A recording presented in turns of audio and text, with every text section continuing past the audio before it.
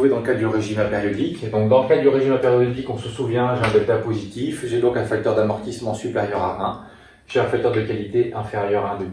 Alors, vous voyez, le terme facteur d'amortissement, moi, je le trouve sympa, parce qu'en fait, du coup, derrière, on a la notion d'amortissement. Donc, amortir aussi, c'est enlever les oscillations.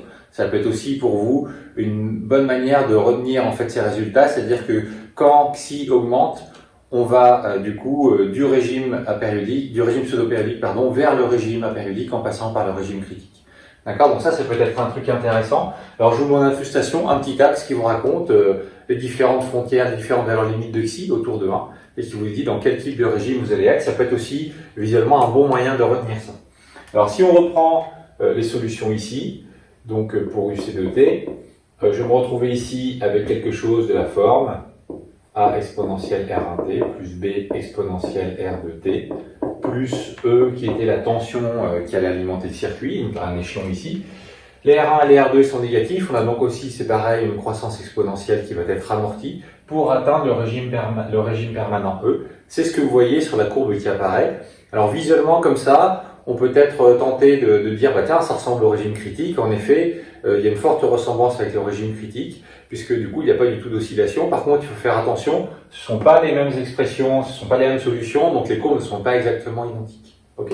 Donc ça, c'est le point important.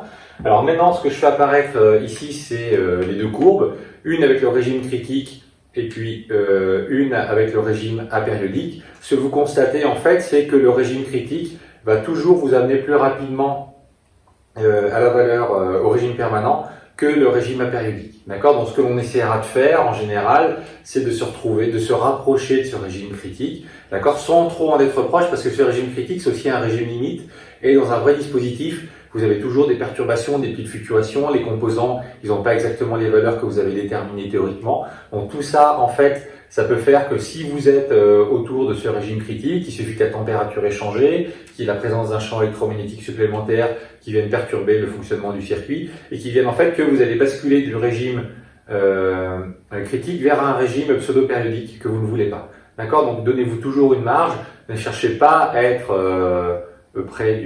à la limite du régime critique. Trouvez-vous entre le régime critique et le régime apériodique, c'est une histoire de compromis à trouver.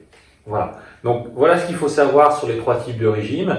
Maintenant, on va faire une approche énergétique pour comprendre un petit peu d'un point de vue énergie et puis composants du circuit, comment ça influence en fait ces trois régimes.